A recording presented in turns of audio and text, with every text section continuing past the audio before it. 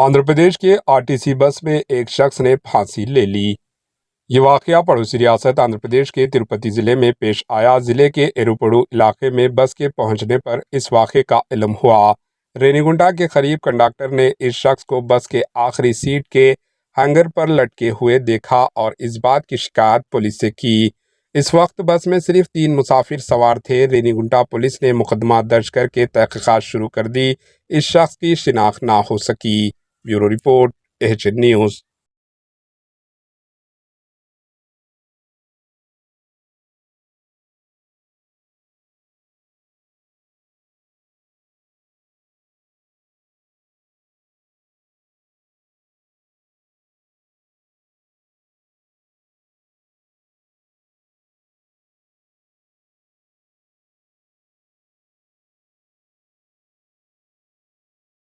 हमारे HN news को subscribe करिए ताकि आपको नोटिफिकेशंस आते रहे वक्त पर।